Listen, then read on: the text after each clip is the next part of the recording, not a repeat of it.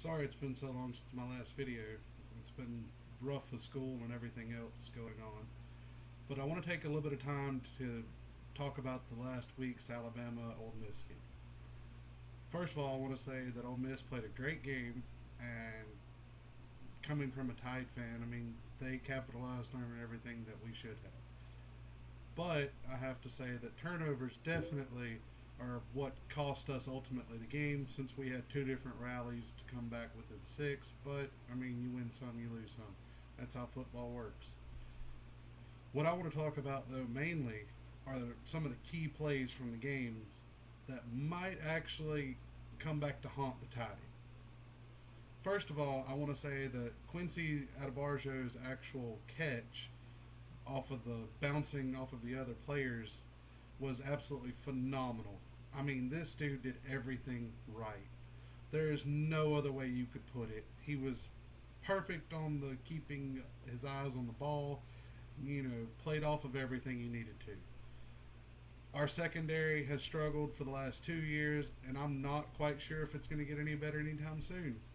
I hope that Saban has a plan, but I guess only time will tell. The main thing that we have to worry about, though, more than the secondary, really, is our offense. Our offense is so hit or miss that it's unreal at this point. I mean, Coker is one of. He seems like he's a good quarterback, and he seems like he actually knows what he's doing sometimes, but he reminds me a lot of Blake Sims, and that is definitely not a good thing. We know that Sims was great whenever he was actually rolling, but if he was sucking it up, I mean, it was a horrible performance. And that's what Coker is starting to remind me of. But we'll see how the season plays out. It's only game three. Hopefully it'll get better. It kind of actually, this game kind of reminded me actually of how the Auburn Kick Six game was a couple years ago, where it just seemed like there was nothing that the Tide could do to get stuff rolling to the point where we actually seemed like we had a chance. I mean, you commit 5 turnovers, we had none produced. Like I said, our secondary was absolute trash through most of the game, and I mean, it's looking like it could very well be a rough season for Tuscaloosa fans. And I mean, I hate to say it, but I hope that it works out a little bit better. But the good news that we can take away from this is we now know what the loss feels like. And I think with every team that Saban's had in the past, that it definitely makes a difference to know what that's like.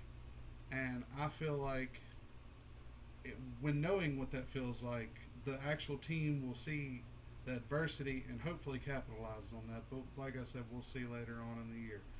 They might not, they might do it.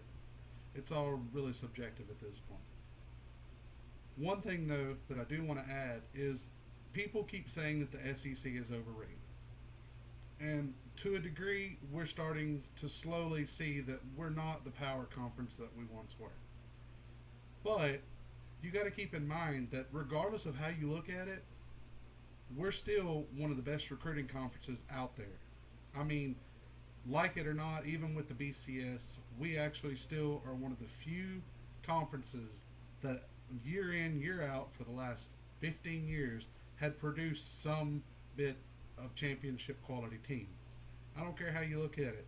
None of the rest of them have come close. I'm not quite sure, though, how the Ohio State fans keep saying that they're just this new dynasty, because last time I checked, y'all have only won one national championship within the last 15 years prior to last year. So you're really not hot dog just yet. You got a long ways to catch up to Bama.